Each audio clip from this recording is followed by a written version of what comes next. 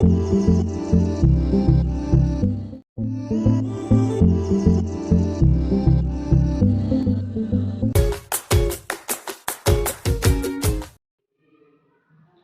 Students, कैसे हैं आप सब लोग। आई होप इस सर्दी को आप बहुत अच्छे से एंजॉय कर रहे होंगे। अक्सर होता क्या है, लोग मोबाइल फोन्स कंबल के अंदर लेट जाते हैं और यूज करते हैं, मूवीज देखते हैं और भी कई शॉर्ट्स वीडियोस देखते हैं। बट एक ये वीडियो आपके लिए इन सर्दियों में, ताकि आप फन के साथ साथ पढ़ भी सकें। Okay, welcome back in mega maths tutorial. I am your tutor, physics tutor. Previous lecture में हमने डिस्कस किया था what is simple harmonic motion. Simple harmonic motion का जो फिजिकल मीनिंग था वो हम प्रीवियस लेक्चर में डिस्कस कर चुके हैं। ठीक है, अगर आप जो नए स्टूडेंट्स हैं जो इस वीडियो को देख रहे हैं, तो इसका जो फर्स्ट वीडियो है सिंपल हार्मोनिक मोशन का, वो ऑसिलेटरी मोशन पार्ट 1 नेम से है। आप उसमें जाकर सिंपल हार्मोनिक मोशन और पेरियोडिक मोशन के डिफरेंस समझ सकते हैं और सिंपल हार्मोनिक मोशन का फिजिकल मीनिंग समझ सकते हैं। आज हम क्या करने वाले हैं, आज हम करेंगे सिंपल हार्मोनिक मोशन का जो मैथमेटिकल फॉर्म है उसको, और उसको समझने की कोशिश भी करेंगे और उस पे न्यूमेरिकल्स भी करेंगे जो जेईई मेंस, नीट और एकेडमिक लेवल पर पूछे जाते हैं। Okay, so without any waste of time हम अपना टॉपिक स्टार्ट करते हैं। Simple harmonic motion. Simple harmonic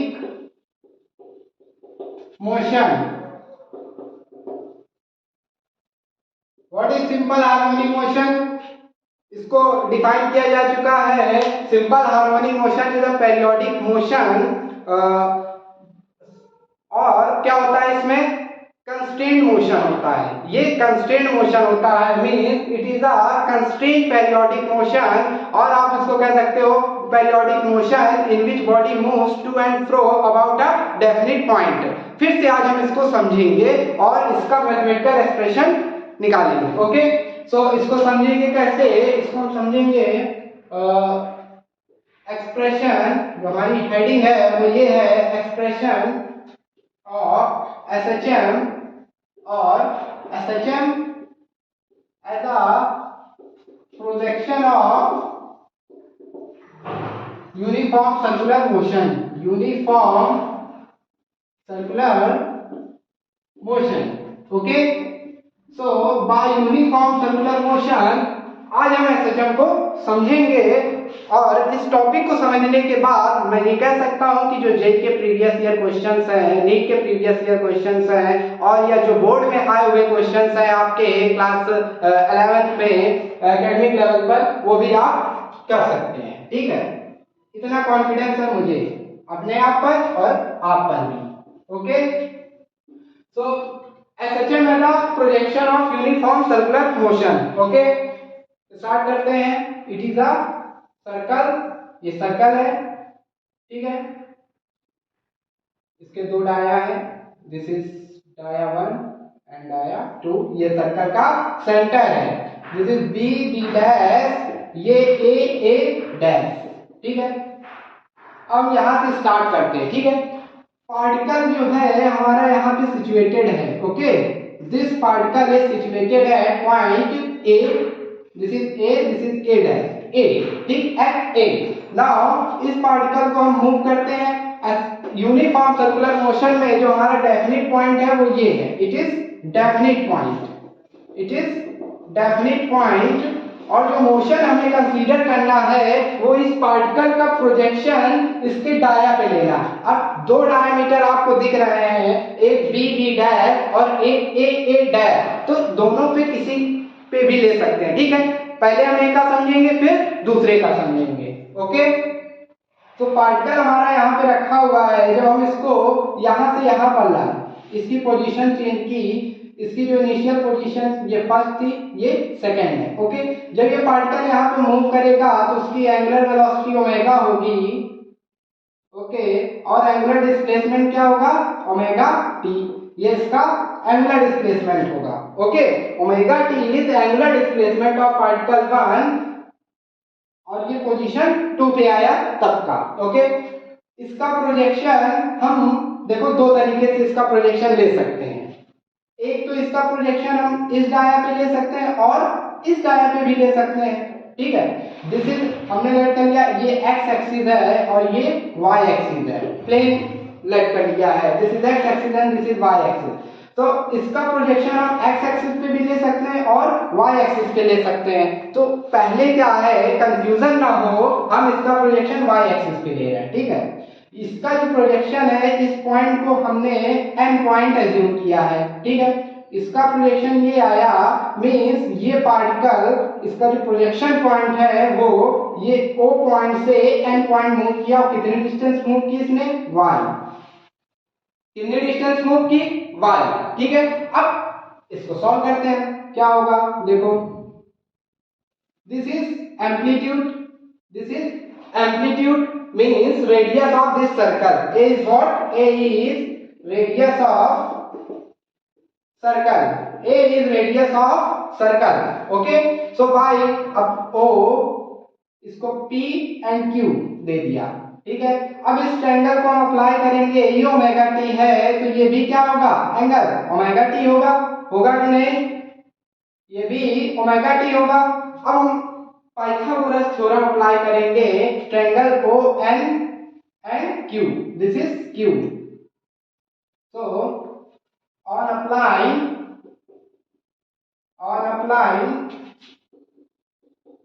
Pythagoras theorem in triangle O and Q, O and Q, O and Q क्या मिलेगा हमको, y is equal to, this is y is equal to, या आप पहले थ्योरम अप्लाई करके इसको लिख सकते हैं, this is angle omega T means sign omega T will be what, perpendicular by hypotenuse, perpendicular by hypotenuse, perpendicular क्या है, y, and what is hypotenuse, this is a। so इससे क्या निकल कर आया, y is equal to a sin omega t, y is equal to a sin omega t, and what is y, y is displacement of projection of particle from definite point O. So what is y, y is displacement, y is displacement, okay, y is displacement। और ये कैसे related है, sign से related है।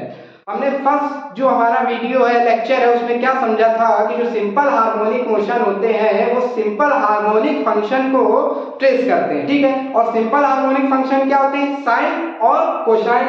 तो आप देख रहे हो जो डिस्प्लेसमेंट आया है वो किसके साथ आया है, साइन के साथ आया है। ठीक है, ये जो फंक्शन है ये साइन का फंक्शन है। Okay, so it is a simple harmonic motion. अब देखो इट इज डिस्प्लेसमेंट। ओके, अभी हम इसको समझते हैं कि ये सिंपल हार्मोनिक है, बट इसका फिजिकल मीनिंग भी इससे समझने की कोशिश करेंगे। ये पार्टिकल यहां से यहां मूव किया, ठीक है, इसको मैं फिर से सर्कल बनाऊंगा ताकि आप इसको आसानी से समझ सके। ये पार्टिकल यहाँ पे था, ठीक है, यहाँ पे आया तो इसका प्रोजेक्शन डाया के परपेंडिकुलर डालेंगे। ठीक, ये मिला, फिर ये पार्टिकल यहाँ से यहाँ आया तो इसका प्रोजेक्शन ये मिला, मींस यहाँ पे आएंगे तो यहीं पे होगा। इसका जो मोशन है आप देख सकते हो कैसा है, मैं यहाँ से ड्रॉ कर रहा हूँ, दिस इज डेफिनिट पॉइंट, यहाँ से गए ऐसे, ठीक है, फॉर दिस, फिर इसकी डायरेक्शन ये है, फिर यहाँ से जब ये पार्टिकल यहाँ पे आएगा तो इसका प्रोजेक्शन ये मिलेगा, मींस ये वापस आ रहा है। ठीक है, फिर ये पार्टिकल जब यहाँ पे आएगा तो इसका प्रोजेक्शन इस पे मिलेगा। ठीक, फिर यहाँ पे आएगा तो इसका प्रोजेक्शन ये मतलब अपने डेफिनिट पॉइंट पे आ गया, इक्विलिब्रियम पॉइंट पे आ गया। ओके, मींस ये फिर से अपने इक्विलिब्रियम पॉइंट पे आ गया। ओके, फिर जब आप इसको आगे बढ़ाएंगे, सर्कुलर मोशन कर रहा है तो इसका प्रोजेक्शन ये मिलेगा, इसका प्रोजेक्शन ये मिलेगा, इसका प्रोजेक्शन ये फिर डेफिनिट पॉइंट पे आ जाएगा, मींस ये यहाँ पे आया, ठीक है, इस डायरेक्शन में। फिर जब यहाँ पे आएंगे तो इसका प्रोजेक्शन ये मिला, इसका प्रोजेक्शन ये मिला, ऐसे यहाँ पे भी होगा तो उसका प्रोजेक्शन ये मिल जाएगा, ठीक है। फिर ये अपने डेफिनेट पॉइंट पे मिल गया। ऐसा फिगर हमने किया था ना, ऐसा फिगर हमने किया था और बोला था ये जो टू एंड फ्रो मोशन होता है इसको सिंपल हार्मोनिक मोशन कहते हैं। इसी को क्या कहते हैं? सिंपल हार्मोनिक मोशन बोला जाता है। अब जैसे पॉइंट्स जो है मैं इनको पॉइंट्स में लिख दूं, 1 2, this is 1 point, this is 2, this is 3, फिर से ये 4 5, this 6,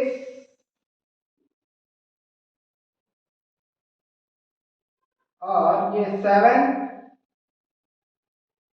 8, मीन 7 8 9 10 9, फिर यहां से बैक हो रहा है,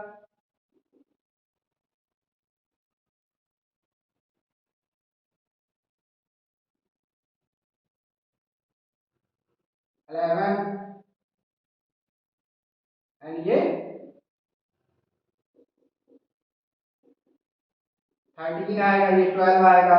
इस तरीके से आप देख रहे हो जो मोशन यहाँ से स्टार्ट हुआ था एक एक्सट्रीम पॉइंट, इसका एक्सट्रीम पॉइंट क्या होगा? ये होगा 3 एक्सट्रीम पॉइंट। तो यहाँ से गया एक्सट्रीम पॉइंट पे गया, फिर वहां से वापस हुआ, वापस होके फिर इक्विलिब्रियम पॉइंट पे आया, उसको क्रॉस करके ये फिर एक्सट्रीम पॉइंट पे गया, अपोजिट उसके जस्ट अपोजिट, और फिर वो इक्विलिब्रियम पॉइंट पे आया। इस मोशन को ही क्या बोलते हैं? Simple harmonic motion. और इसी सर्कल से यूनिफॉर्म सर्कुलर मोशन का जो प्रोजेक्शन है उससे हमने एसएचएम की इक्वेशन निकाली है, ठीक है। उसको इक्वेशन में एक्सप्रेस किया है y a sin omega t।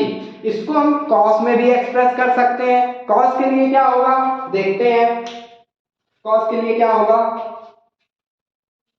This is y, okay. इसी फिगर में समझते हैं हम कि अभी हमने प्रोजेक्शन लिया था diameter BB dash for dia projection on, for आप यहां पे लिख सकते हो for projection on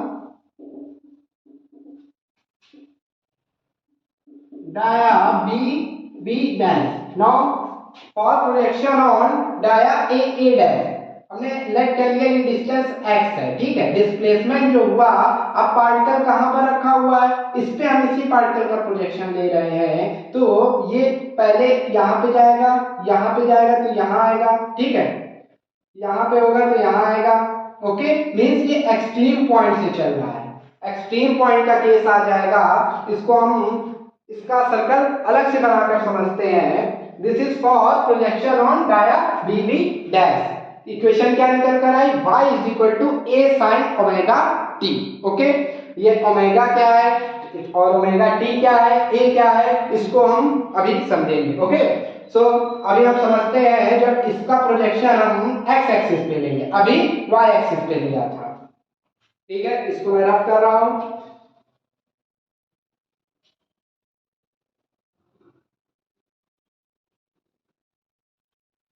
Now projection on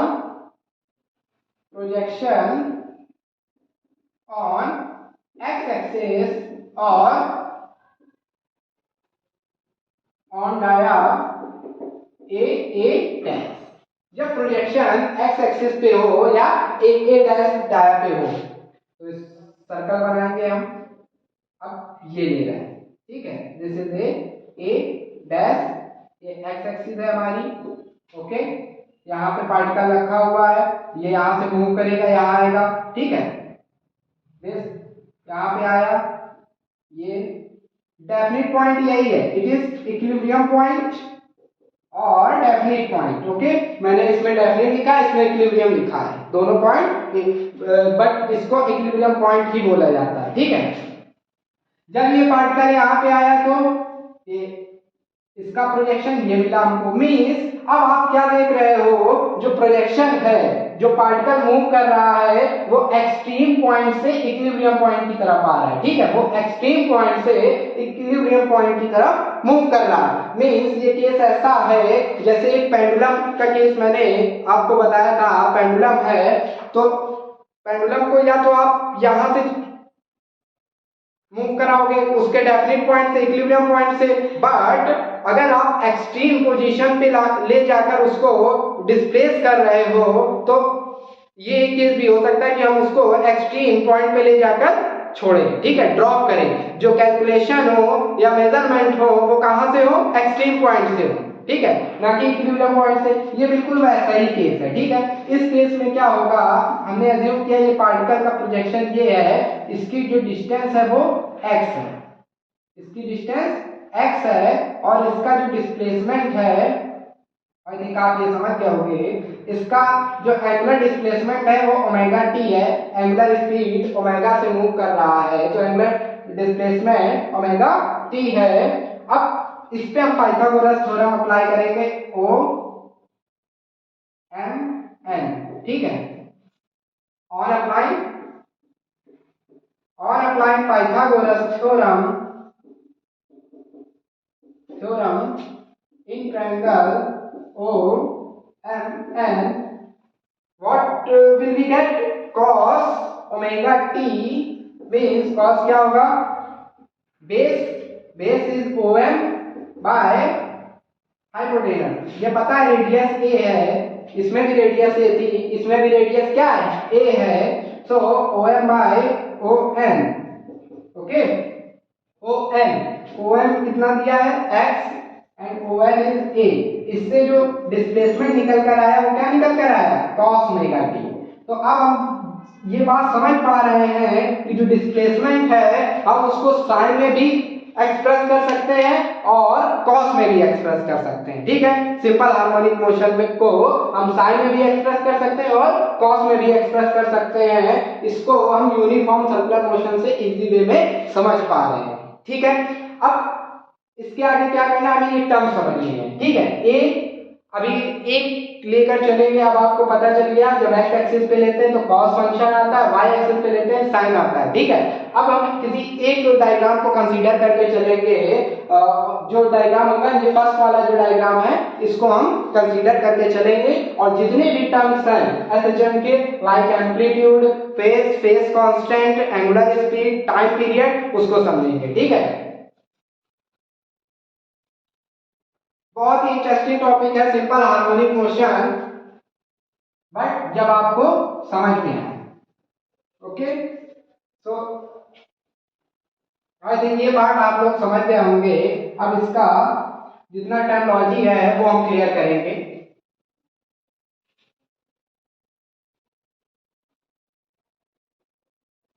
आज 31 दिसंबर है, कल 1 जनवरी है, मीन सभी न्यू ईयर के सेलिब्रेशन की प्रिपरेशन में लगे होंगे। टाइम नहीं होगा किसी के पास आज की वो फोकस कर सके, बट कल तो होगा। इसको हम फिर से ड्रॉ करेंगे, कोई कंफ्यूजन ना हो। अगर आपको इसमें कोई कंफ्यूजन होता है, अब आप बुक में भी ऐसा ही गिवन है, देखो बुक में क्या प्रॉब्लम होता है, बुक बोलती नहीं है। क्या होता है, बुक बोल नहीं सकती है, ऐसा ही लिखा होता है, आप देखते हो, बट जब आप किसी चीज को समझ के करते हो तो आपको ये फील होता है कि यस बुक बोल रही है, ठीक है, बुक कुछ कहना चाहती है। ये समझने के बाद आप अपनी बुक को जरूर देखें, कोई भी बुक हो, किसी अपने स्टैंडर्ड की कोई भी बुक देखें, कॉम्पिटिटिव बुक देखें, आपको ये बहुत आसानी से अब समझ में आएगा, ठीक है। सो देखते हैं हम आगे। इसका प्रोजेक्शन हम ले रहे हैं y एक्सिस पे, कहाँ ले रहे हैं, y एक्सिस पे इसका प्रोजेक्शन ले रहे हैं। ये इसका एंगुलर डिस्प्लेसमेंट है ओमेगा t और ये इसकी रेडियस a है, इसका जो डिस्प्लेसमेंट है वो y है। तो इक्वेशन क्या निकल कर आई थी इससे, y is equal to a sine omega t, y is equal to a sine omega t, okay, ये क्वेश्चन निकल कर आई थी। अब मैं आपसे क्वेश्चन कर सकता हूं कि क्या ये जरूरी है जो मोशन है वो यहीं से स्टार्ट हो, जो मोशन है वो यहीं से स्टार्ट हो, ये यहाँ से भी स्टार्ट हो सकता है और यहाँ से भी स्टार्ट हो सकता है। तो इस केस में क्या होगा, इस केस में कैसे इक्वेशन को एक्सप्रेस करेंगे वो समझते हैं। ठीक है, देखो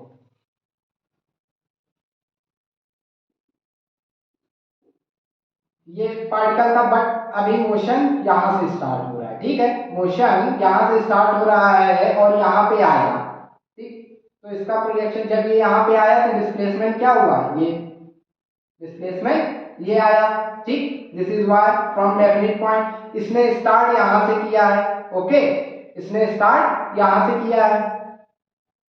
अब क्या होगा, this is omega T, let कर लिया ये 5 डिग्री एडवांस है, दिस इज 5 डिग्री एडवांस। ये एक्स एक्सिस है, ये वाई एक्सिस है। इस केस में इक्वेशन कैसे लिखेंगे, जब भी हम एंगल को क्लॉकवाइज मेजर करते हैं तो नेगेटिव लेते हैं और एंटी क्लॉकवाइज मेजर करते हैं एक्स एक्सिस से तो उसको पॉजिटिव कंसीडर करेंगे। तो इसके लिए जो इक्वेशन आएगी वो क्या लिखेंगे, y is equal to A sine omega T minus five. ये जो माइनस फाइव है ये बता रहा है कि जो इक्वेशन जो मोशन है वो इनिशियल पॉइंट से इक्विलिब्रियम पॉइंट से ना स्टार्ट होकर उससे पहले से कहीं से स्टार्ट हो रहा है। ठीक है, उससे पहले से कहीं स्टार्ट हो रहा मीन्स ये एडवांस मोशन है, ये एडवांस मोशन है। ठीक है, अभी इसी मोशन को ये इक्वेशन इसके लिए आई। ठीक है, ये इक्वेशन इसके लिए आई। अब ये मोशन आप देखें यहां से ना स्टार्ट होकर यहां से स्टार्ट हो रहा हो। ठीक, दिस इज 5 और यहां तक गए। ठीक है, तो डिस्प्लेसमेंट ये वाई आएगा, ये ओमेगा टी होगा और ये 5 है, ये ओमेगा टी है और ये 5 है। इस केस में क्या आएगा, इस केस में जो वाई होगा, अब देखो एंगल कैसे मेजर कर रहा है एक्स एक्सिस से, क्लॉक एंटी क्लॉकवाइज कैसे मेजर कर रहा है, एंटी क्लॉकवाइज। तो ये जो 5 है ये क्या होगा, ए साइन ओमेगा टी प्लस 5 होगा। मीन्स जो मोशन है वो आगे से है। ठीक है, मोशन जो है इक्विलिब्रियम पॉइंट से ना स्टार्ट होकर कहीं उसके आगे से स्टार्ट हो रहा है। ठीक, तो इसकी इक्वेशन हो जाएगी ए साइन ओमेगा टी प्लस 5। अब आप समझ गए होंगे कि ये -5 और +5 कब कंसीडर करना है। ठीक है, ओके। अब इसकी टर्मिनोलॉजी समझते हैं कि ये फाई क्या है, ओमेगा क्या है और ए क्या है। ए इज इतना आप समझ गए, मैं इसको रफ कर सकता हूं। अब टर्म्स समझते हैं फिर इस पे न्यूमेरिकल करेंगे। ठीक है, और समझेंगे आगे। फंडामेंटल इक्वेशन हमने रखी है, what is a is, now आप हेडिंग डाल सकते हो टर्मिनोलॉजी ऑफ एसएचएम। ठीक, इसकी टर्मिनोलॉजी हम देख रहे हैं। तो सबसे पहला पार्ट होगा amplitude, amplitude which is denoted by small A और कैपिटल ए। कहीं पे कैपिटल ए होगा, कहीं पे स्मॉल ए होगा, और भी कोई आप नंबर दे सकते हो। ठीक है, लेटर दे सकते हो ए।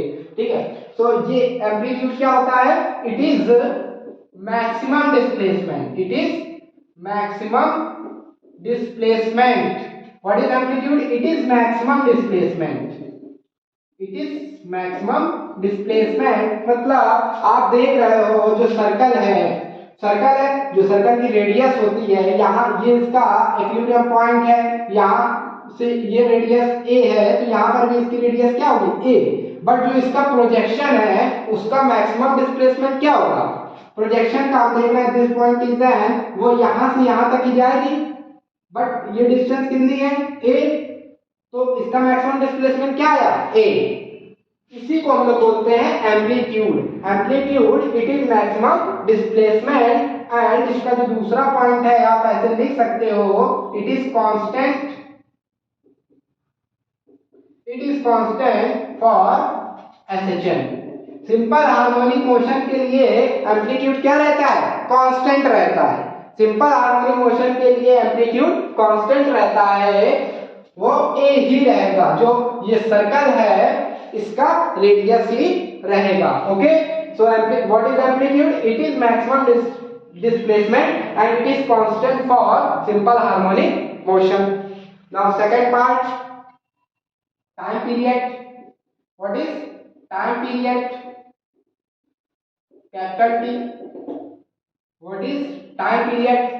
जो टाइम पीरियड है वो बताता है, मीन्स अगर आपको टाइम पीरियड बताना हो, ठीक है, तो आप इसको ऐसे समझ सकते हो, ग्राफ से भी समझ सकते हो। पहले आपको ग्राफ से क्लियर करेंगे, जैसे equation a sin omega t है, ठीक है, तो इसका नेचर ऐसा होगा।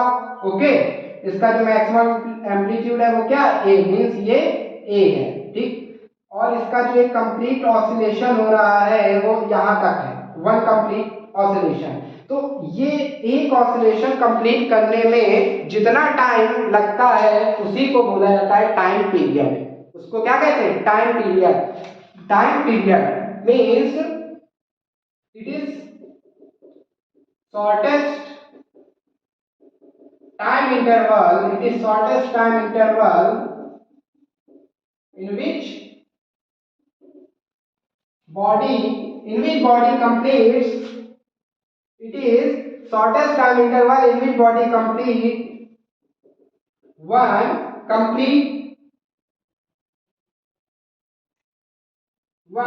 complete oscillation.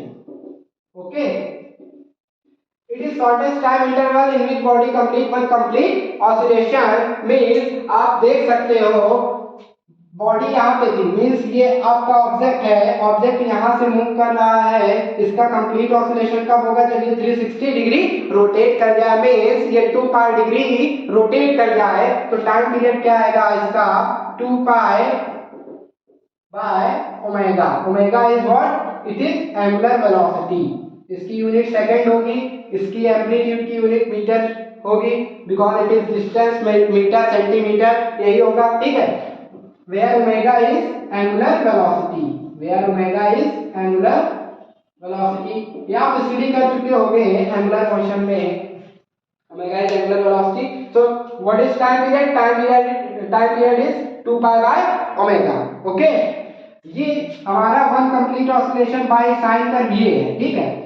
इसको कंप्लीट करने में जितना टाइम लगेगा, it is time, it is displacement, जितना टाइम लगेगा वही टाइम पीरियड होगा, ठीक है, वही सिंपल हार्मोनिक मोशन का क्या होगा? टाइम पीरियड होगा। ओके, आई थिंक आपको ये समझ में आया होगा, एम्पलीट्यूड एंड टाइम पीरियड। अब इसका जो नेक्स्ट पार्ट है वो हम देखते हैं। टाइम पीरियड हो गया, फेज। फेज क्या था? What is phase?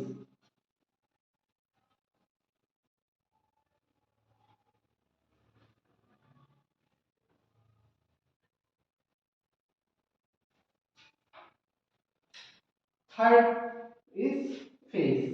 What is phase? Phase क्या होता है?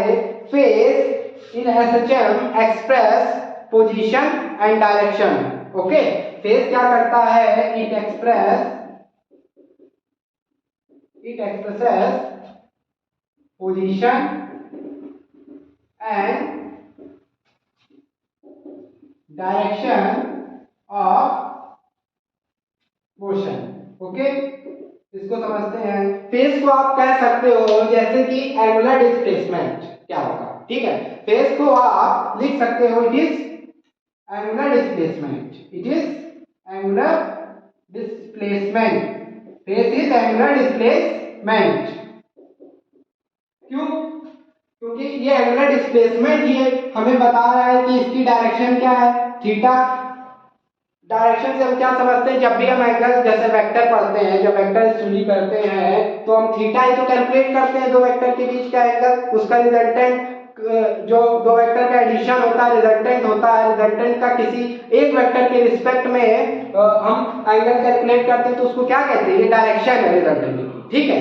तो जो डायरेक्शन है वो एंगल फॉर्म में निकाली जाती है, मीन्स ये जो थीटा है ये इसकी डायरेक्शन को भी रिप्रेजेंट कर रहा है और इसके साथ साथ पोजीशन को भी रिप्रेजेंट कर रहा है, ठीक है। It expresses position and direction of motion. तो इसको हम जैसे फिगर से समझना हो तो समझ सकते हैं, यहाँ पे है तो ये क्या है थीटा, अगर हम कैलकुलेट कर लेंगे तो हम बता देंगे कि सर्कुलर मोशन में वो कहाँ पर है, ठीक है तो सर्कल की पेरीफेरी पे ही, बट कितने एंगल पे है। तो फेस क्या बताता है, angular displacement. Phase is basically measurement of angular displacement. Means जो इक्वेशन गिवन है y is equal to a sin omega t, उसमें जो ओमेगा t है वो क्या है, ये ओमेगा t ही फेस है। क्या है, ओमेगा t फेस है। अब हम इससे क्या रख सकते हैं, ये जो एंगुलर डिस्प्लेसमेंट है इस इक्वेशन में a sin थीटा भी तो लिख सकते हैं इसको, where theta is angular displacement, theta is angular displacement, a radius of circle. Okay, so what is phase? Phase is angular displacement in simple harmonic motion. Okay, और इसको ऐसे भी बता सकते हैं कि expresses position and direction of motion. इसी वे में हम इसको ऐसे बता सकते हैं, ठीक है। अभी जो हम क्वेश्चन करेंगे तो ये और क्लियर होगा, ठीक है। अब इसका नेक्स्ट टर्म आता है, फेज हो गया, फ्रीक्वेंसी रह गया। देखो फ्रीक्वेंसी क्या होती है, फेज कांस्टेंट, फिर हम फ्रीक्वेंसी करते हैं। पहले फेज कांस्टेंट कर लें फिर फ्रीक्वेंसी करेंगे। Okay, so fourth point is phase constant. Phase constant और phase constant phi, it is denoted by phi, ठीक है। इसको इपॉक भी बोलते हैं, इट इज कॉल्ड इपॉक, ये भी बोला जाता है, ठीक। फेज कांस्टेंट फाई, ये क्या होता है, जो फेज कांस्टेंट है, जो हमने इक्वेशन लिखी थी, आप फेज पलट कर देखिए, जैसे ये मोशन है, ठीक है।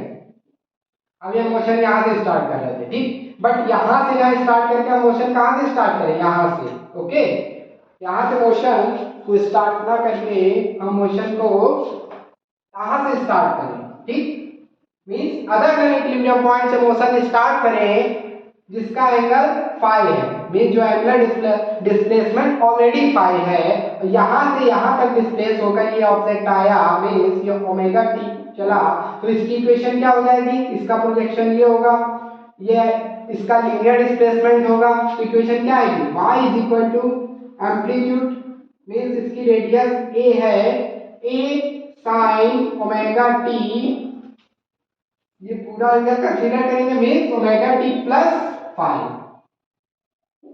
a sin omega t plus phi क्या होगा, a sin omega t plus phi, means phase constant क्या बताता है, अब आप समझ सकते हो, फेज कांस्टेंट एक्सप्रेस करता है कि मोशन कहां से स्टार्ट हुआ है, ठीक है, मोशन कहां से स्टार्ट हुआ है, टाइम हमें कहां से कैलकुलेट करना है, ये फेज बताता है। जैसे कि मोशन यहां से स्टार्ट हुआ है, तो जब सिंपल हार्मोनिक मोशन होगा, ये ऐसे रोटेट करेगा, तो टाइम हम यहां से कैलकुलेट नहीं करेंगे, जो टाइम कैलकुलेशन है वो यहां से नहीं करेंगे, वो कहां से करेंगे, यहां से करेंगे, यही बताता है फेज कांस्टेंट। ओके, तो फेज कांस्टेंट क्या बताता है, वे आप इससे समझ सकते हो, मतलब ये फिगर ड्रॉ करके ये इक्वेशन देके फेज कांस्टेंट को समझ सकते हो, और डेफिनेशन फॉर्म में लिख सकते हो, इट एक्सप्रेस या it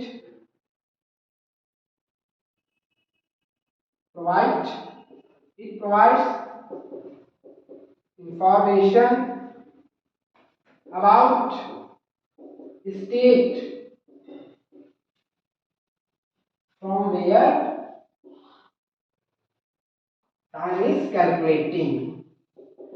where time is calculating, अब आप समझ सकते हो, देखो मैं आपको कोई बुक का रटा रटाया हुआ नहीं पढ़ा रहा हूँ कि बुक में कोई पर्टिकुलर डेफिनेशन दी हुई हो तो हम आपको वही लेके आए पेज पे और लिखते हैं या याद करके यहाँ लिखते हैं। अब आपको उसका एक्चुअल मीनिंग समझा रहे हैं, ठीक है, यहाँ पर हम आपको एक्चुअल मीनिंग समझा रहे हैं, क्योंकि जब प्रॉब्लम आती है, कोई क्वेश्चन आता है, तो उसमें डेफिनेशन का कुछ समझ में नहीं आता है क्या एक्चुअल में, वो उसको आपको या तो ग्राफ फॉर्म में दिया होगा या थ्योरी फॉर्म में दिया होगा, ऐसे इक्वेशन फॉर्म में होगा या ग्राफ फॉर्म में होगा, तो वो आप ऐसे ही समझ सकते हो, ठीक है।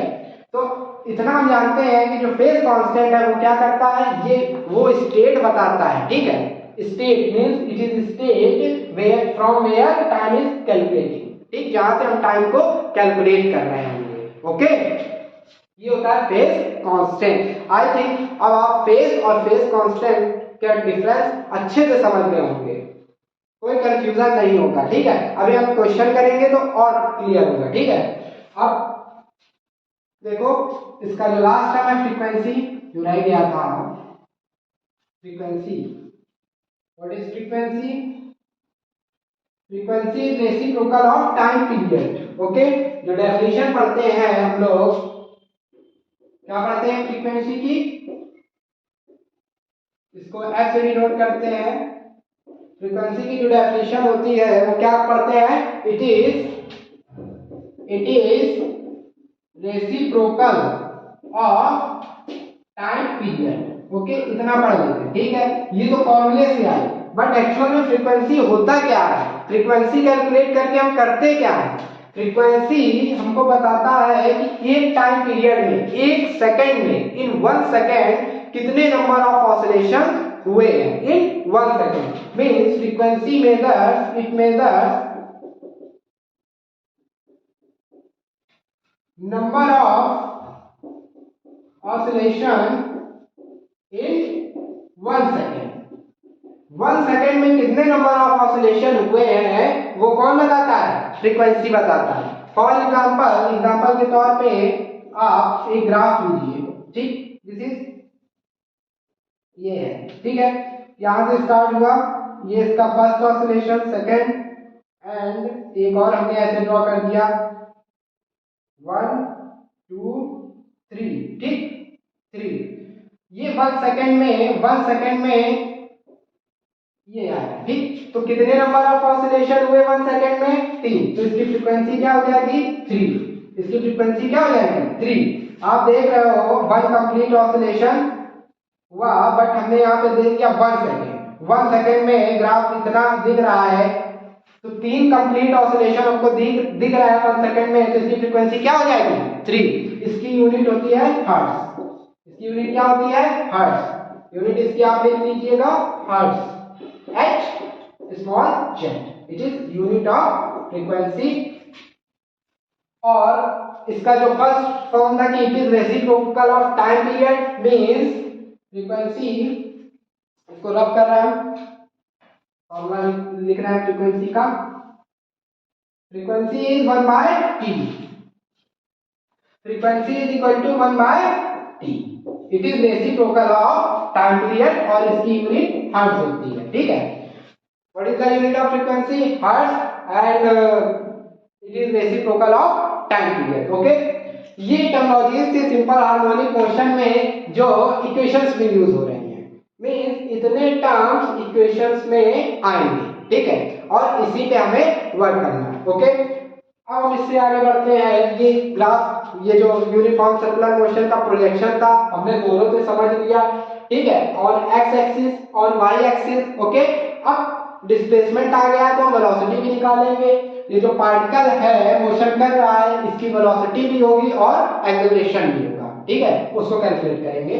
तो उसको कैलकुलेट करने से पहले उसको हम नेक्स्ट वीडियो में कंसीडर करेंगे। पहले इस पे प्रॉब्लम्स करेंगे, ठीक है, और आइडेंटिफाई करेंगे, मींस राइट इक्वेशन क्या है इसकी। ओके,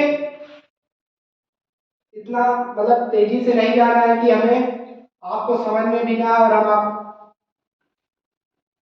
करते चले जाएं। एक एक चीज को समझ के आगे करना है। आज डिस्प्लेसमेंट समझ रहे हैं हम, कल वेलोसिटी और एक्सेलरेशन समझेंगे, ठीक है। बहुत फंडामेंटल वीडियो बना रहे हैं ताकि आप लोग इसको देखकर डायरेक्ट कोई भी प्रीवियस ईयर पेपर आप जेईई का नीट का उठाएंगे, आपके प्रॉब्लम आपको दिखेंगे और आप करेंगे भी। कोई डाउट होता है तो आप पूछ सकते हैं, ठीक। सो ये हुआ। अब मैं क्वेश्चन लिख रहा हूं, ठीक है, थ्योरी हमारी कंप्लीट हो गई। अब इस पर कुछ क्वेश्चंस करते हैं। क्वेश्चन नंबर 1, ठीक, y is equal to 4 sin omega t minus pi by 4। ये सिंपल हार्मोनिक इक्वेशन की सिंपल हार्मोनिक मोशन की इक्वेशन गिवन है, हमें बताना है which figure is correct, which figure is correct. ठीक, इस इक्वेशन के लिए कौन सा फिगर करेक्ट है। ठीक, फर्स्ट ऑप्शन दे रहे हैं, पहले सर्कल ड्रॉ कर लें।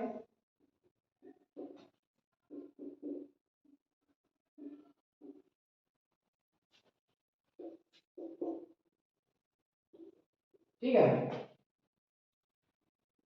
This is y axis, this is x।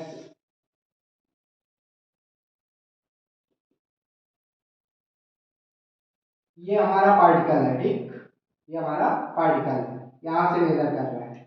Particle दे रहा है कि पार्टिकल की इनिशियल स्टेट आपको दे रहा है। ठीक है, ये बताना है कौन सी इक्वेशन मतलब कौन सा फिगर करेक्ट है इसके लिए।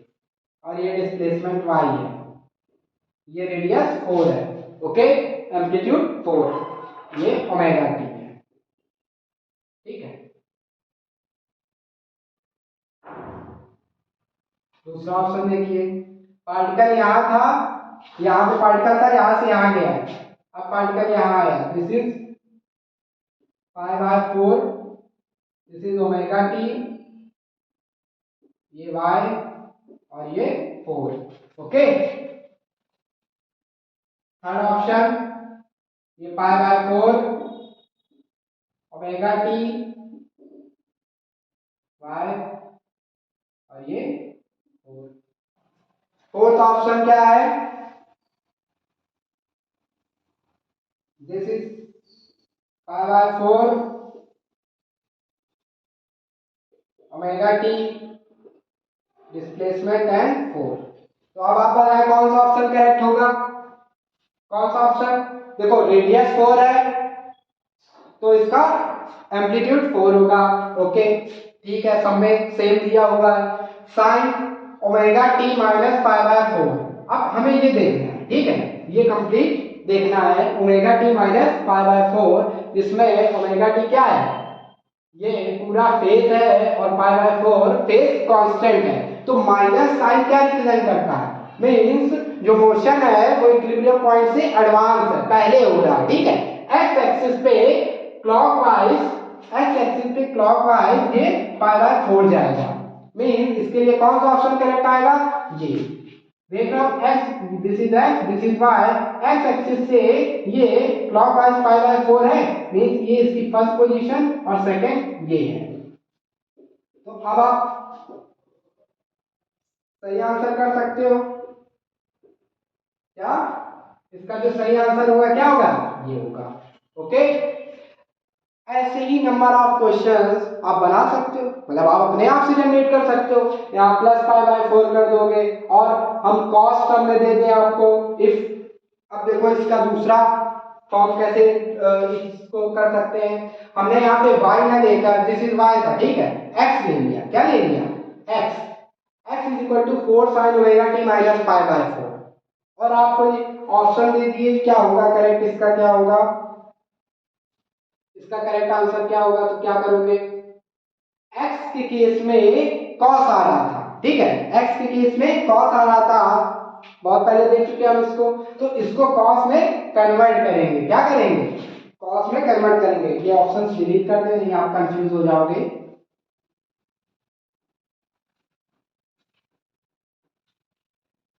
x को cos में कन्वर्ट कर लेंगे हम, कैसे कन्वर्ट होगा, x इज इक्वल टू 4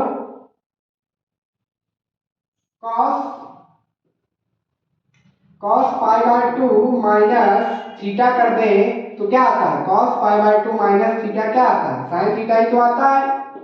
ठीक है, sin थीटा आता है, मींस sin थीटा को हम cos π/2 माइनस थीटा लिख सकते हैं। तो इसको हम क्या लिख सकते हैं, cos π/2 minus omega T minus π/4,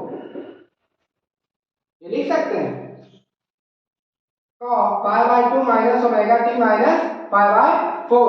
okay, और इसको क्या कर सकते हैं कि cos माइनस थीटा को cos थीटा लिखा जा सकता है, means cos theta minus pi by 2 भी इसको लिख सकते हैं, इसको हम cos theta minus pi by 2 भी लिख सकते हैं। ओके, इसको हम cos theta minus pi by 2 भी लिख सकते हैं, ये बेसिक ट्रिग्नोमेट्री है। ओके, तो इसको हम क्या करें, हमें ओमेगा टी हम पॉजिटिव रखना चाहते हैं। ओके, तो हमने क्या किया, omega T minus pi by 4 theta हो गया एंड माइनस पाई बाय 2 कर दिया। ओके, तो ये cos के टर्म में इक्वेशन आ जाएगी, क्या आ जाएगी, 4 cos omega T minus common करेंगे और इसको सॉल्व करेंगे तो क्या आ जाएगा, पाई बाय 4 प्लस पाई बाय 2 मीन्स जो x आएगा वो क्या आएगा, 4 cos omega T minus 2 to the 4 2 pi 3 pi by 4 क्या आएगा, 3 पाई बाय 4। x के केस में ये 4 cos omega T minus 3 pi by 4 होगा। अब इसका सर्कल ड्रॉ करना है, तो सर्कुलर फॉर्म में दिखाना है, मींस ग्राफिकल रिप्रेजेंटेशन दिखाना है, तो कैसे दिखाएंगे देखते हैं। ये सर्कल है, ठीक है, अब इसका जो प्रोजेक्शन है x एक्सिस पे ले रहे हैं, किस पे ले रहे हैं, x एक्सिस पे ले रहे हैं, 4 है, ठीक है, ओमेगा टी है, ओके, माइनस 3 पाई बाय 4 है, क्या है, माइनस 3 पाई बाय 4 मीन्स ये इसका ओमेगा टी है और ये 3 पाई बाय 4 है। ओके, ये 3 पाई बाय 4 है और इसकी रेडियस 4 है। ये बात समझ में आई, 4 cos omega T minus 3 pi by 4, ये इसकी फर्स्ट पोजीशन है और ये इसकी सेकंड पोजीशन है, दिस इज x, और ये जो इसका डिस्प्लेसमेंट है ये x है। तो डिस्प्लेसमेंट यूनिफॉर्म सर्कुलर मोशन में आप दो प्रोजेक्शन ले सकते हो, एक y एक्सिस पे और एक x एक्सिस पे। तो हमने y एक्सिस को भी समझा और x एक्सिस को भी समझा। ओके, ये है सिंपल हार्मोनिक मोशन का expression as a projection of uniform circular motion, जिससे हमने जो डिस्प्लेसमेंट इक्वेशन थी उसको एक्सप्रेस किया। अब इसके आगे वेलोसिटी एंड एक्सेलरेशन इक्वेशंस हमें निकालनी पड़ेगी। ओके, सो उसको हम नेक्स्ट वीडियो में आपको वेलोसिटी एंड एक्सेलरेशन निकालना सिखाएंगे और साथ ही साथ उससे रिलेटेड जो प्रॉब्लम्स हैं उसको सॉल्व करेंगे, both graphical and equation form में। जितने भी प्रॉब्लम्स होंगे प्रीवियस ईयर होंगे, नीट के होंगे, वो सारे डिस्कस करेंगे। उसका प्रॉब्लम्स का जो वीडियो है वो अलग से बनाएंगे ताकि कोई प्रॉब्लम ना हो। पहले आप जो फंडामेंटल है, जो कॉन्सेप्ट्स हैं उनको समझ लें, उसके बाद हम प्रॉब्लम का जो वीडियो है वो अलग से बनाएंगे ताकि आप कंफ्यूज ना हो और क्लैरिटी बनी रहे। ठीक है, इसके साथ साथ आपको करना ये है, अगर आप चाहें, आपके पास टाइम है, तो आप अपनी बुक से इसको ये वाला जो टॉपिक है SHM as a projection of uniform circular motion, इसको समझेंगे।